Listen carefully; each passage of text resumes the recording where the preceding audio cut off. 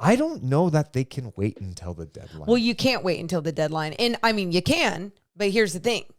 People like Pascal are going to be off the table. And that's where the issue lies, because you go, if you're looking ahead and you're like, we can make under the radar tweaks and we think we can be a better team, go in that direction, wait until the trade deadline, do what you got to do.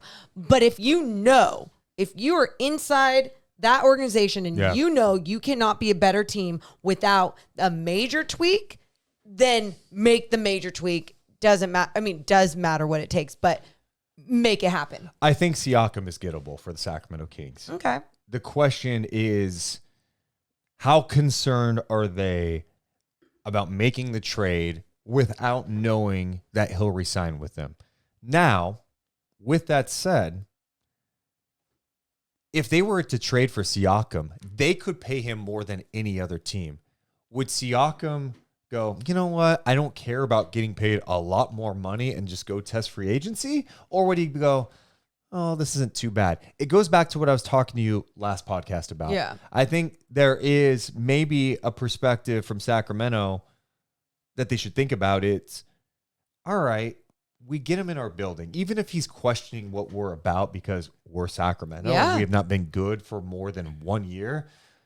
If we get him inside our walls and show him our facilities, our coaching staff, what our front office is about, Sabonis and Fox and this kind of core that we have, and then we win and we make a nice push, maybe he's like, shit, I'll take that money. Winning is going to be the number one thing that convinces any player if you're trying to re-sign them, right? Like that is going, especially a player like in the tier of Pascal Siakam. Winning is the number one thing. Yeah. Not even money. Let's just put winning first. Then money has got to be pretty. But then you're exactly right, Deuce. I think there are so many players around this league, especially nowadays, where you're still going to have players and personalities that are like, let's rage on the road and be hungover while playing. Let's, club all night, do what we need to do, whatever. But there's so many players these days that are focused on getting that money, going to work, and doing their thing. And some even enjoy their, this is so funny. Some even enjoy their family life and their kids. But seriously, that is another reason why I know a lot of players like being in Sacramento, because they do enjoy that life and they feel like there's stability here in this city. And on top of that, Pascal Siakam, put him on a scooter behind me while I ride around town. If anyone that goes on a scooter ride with me, I sell the shit out of this place. You would think I work for Visit Sacramento. We could sell him for sure. God. Give us a cut and we'll go ahead and convince him to stay in Sacramento. I see a couple people in the chat mentioning, but Deuce, I don't think the Kings can get Pascal Siakam without giving up Keegan. I thought that at one point too. I think Masai knows at this point Keegan's off the table. So the talks would not be coming back up potentially if it was involving Keegan. Mm-hmm. That is known. That is known. I think that was known a couple of days ago. And if you start hearing stuff in the next couple of days, it's not because all of a sudden Keegan's on the table. I'd be shocked. I think what's going to end up happening is Masai's like, fine, you don't want to give me Keegan. Then you know what I need? I need some picks. I need 2 picks. I need 3 first-round picks. Oof. Are you willing to give up 3 first-round picks? And that's a lot. And I don't want pick swaps. In Masai, I don't want pick swaps. Masai is a wild it's tough. Man it's a tough guy to deal with. Yeah. He's good at what he does. He's done it so good. He literally has forced people to give up their firstborn to make a trade. So do you? That's true. People don't realize that. That's happened before. Thank you. And because I see someone saying, what about 2 and a pick swap? Maybe they could get there or something like that. But I do feel like he's going to want multiple picks. And now you think about from Sacramento's perspective. Okay. Getting Siakam to Sacramento, adding him to this. And if you could keep Keegan. You got Keegan, you got Sabonis, Fox, and Siakam. That's pretty nice. But are you willing to be like, hey, we just gave up 3 first-round picks. We get bounced in the second round, and Siakam goes, excuse me. Oh, he coughs. I'm going to test free agency. Mm-hmm. And then he walks. Yep. He goes, you know what? Not only am I leaving, I'm going to Detroit's got cap space. I'm going to the Pistons. I don't know. I'm just throwing something out there. Like, I want to be the guy somewhere, or I want to be the 2. Here, I'm not the 2. Well, then you just gave up 3 first-round picks, and some pieces to get a guy for 3 months. A rental. That's the challenge, right? You have to have some level of confidence that you can keep him. I think the next thing, too, is... Can you live with it, though, too, if you didn't get to keep him? That's a challenge. That's another... But that is another... part of it. The other thing I want to get back to, though, is something you said about, I think they need to make one before the deadline. Here's the other reason I think it's important to make one before the deadline. If you wait until the deadline, there's like 25-ish games left. If you make a deal sooner, it just allows you more time to get whoever you acquire implemented and more comfortable. Well, and that's kind of what the Clippers did, right?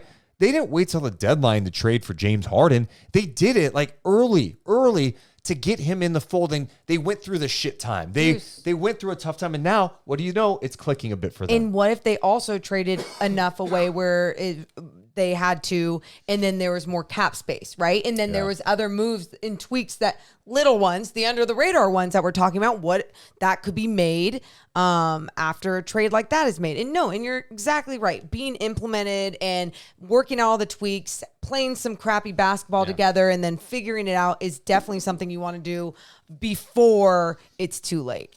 And I just think Siakam, we saw it the other night. I've said it I told Morgan a little bit ago, I'm like, God, I remember talking about the Kings trying to get Siakam 3 years ago. Like, this guy is a very versatile player. He is long, athletic. He can go get a bucket. It gives you some more size at the wing spot. All of a sudden, you've got Keegan and Siakam on the wing. Things change a little bit, and of course, there are going to be some things to iron out offensively, but I start thinking about the potential of Siakam bringing up the ball, little Siakam, Sabonis pick and roll. You got Fox still, you got Monk, you got Keegan. That's a pretty potent lineup with more size, and I think you get better. And who knows what else the deal could be? Like, could you get a Dennis Schroeder back in the deal? Could that look? Is it involving more than one team? I don't know. I think there are going to be options out there, but I think a game like tonight probably makes you pick up the phone. It has to. Ryan says, D&M, do we need a captain or a third star? And I think here's the thing in this league too, when you are looking at that caliber of player, no matter what, next to Sabonis and Fox, it's going to be interchangeable at times. And that's what you want. You don't want this whole team to look so different when Fox is on the court, because it's just, Domas is your big, he's the hub of the offense, but who else is really that force? Well, adding someone like Pascal Siakam, you wouldn't just go downhill. Your identity wouldn't be completely lost because you're building a new identity with someone in that same tier of play. And David in the chat says we don't need offense. No, I think the Kings do need some offense. They need another guy who can go create and get a bucket. But I also think Siakam is a capable defender that I think could play some good defense in Sacramento too. His length alone. I also, the other thing too is from his standpoint, and I'm repeating myself from the other night, but just to reiterate it, is, the pecking order, right? Like, Fox and Sabonis are going to take a lot, right? They are. Okay. He's not, even if you go, well, he could be the number 2 in Sacramento. Okay, but how long is he the number 2? Is Keegan rising? Is he the number 3? Is he comfortable being with the number 3 some nights, being the number 2 some nights, being the number 1? Or does he want to go to a team where it's like, hey, I'm like 2 or 1B? You know what I mean? If you have the right personality combination, it doesn't matter. Okay. Again, I'll give you this one little nugget I had with my one-on-one with Domas Sabonis yesterday. He mentioned at one point, he goes, Fox and I, we both are not we are neither one of us care about the spotlight. Neither one of us care. We don't care who has the spotlight. That's good. So, that alone, Deuce, you're 1 and 2 guy on this team. They don't care about that shit. So it's like they just care about playing good basketball. And wherever that means that they're playing good basketball, Domas, if he had a game where he had 20 assists and 20 rebounds and 0 points somehow, he'd be like, great. I if mean, they won. we would all be like, great, of course. But my point is, there are a lot of those personalities on this team, especially when you look at Keegan, De'Aaron, Sabonis, and then you add someone like Pascal. I don't know what his personality is like. I don't know if he is like craving something else after Toronto that is more in the spotlight or wanting to be that 1B type guy. I just don't know. Let's get to some super chats, including a familiar face. Some Kings fans love him. Oh, Many Kings fans hate him. Yes. Kevin O'Connor donates $10 saying, loving the trade talk, winky face. He's like, winky face. I told you they need to move. He says, this is the year to go for it. The title window is open. Next year it may not be. Kings should feel urgency. Look at you, KOC. KOC, thank you so much. Thanks. Yeah, I think his point about the window is super dead on. Denver's got flaws. Yep. I'm watching them the other night. I'm going, do you trust their bench at right? They don't have the same pieces they had last year. They got the same core, but are those young guys ready? There's flaws there, right? Flaws. I'll just say flaws. But that's the point, is there's flaws. Go up and down the West. Okay. OKC, I'm sorry, they're flawed. I like them long term. I don't think this is the year for them, and I think they're patient enough to go, let's just see how this group works together. I don't view them as a legit contender because I don't like their size. Golden State Warriors, Flawed. flaws. Beyond flawed.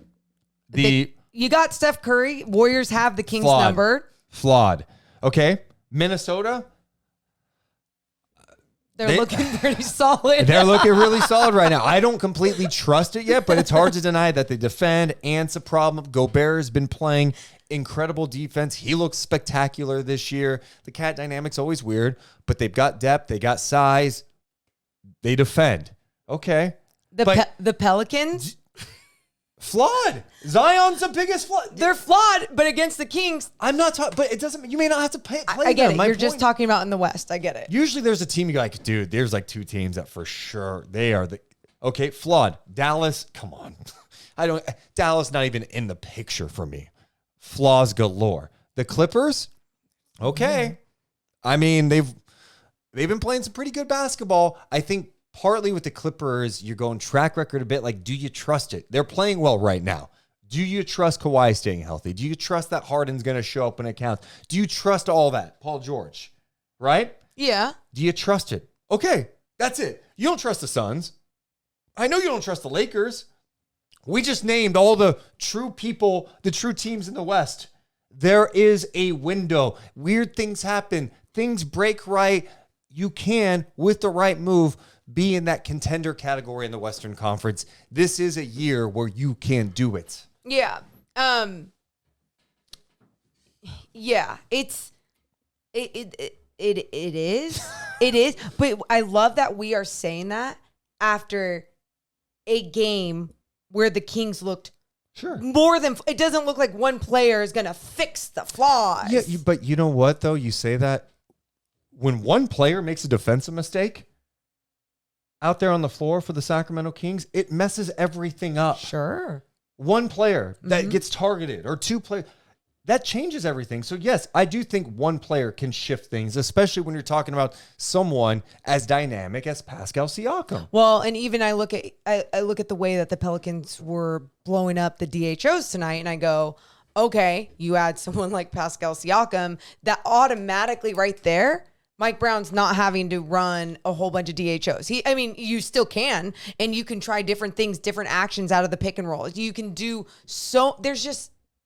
he's so versatile. Yeah. And there's so many more things that you are capable of doing. And then you're adding that length to the defensive end. Yeah. It sounds cute right now.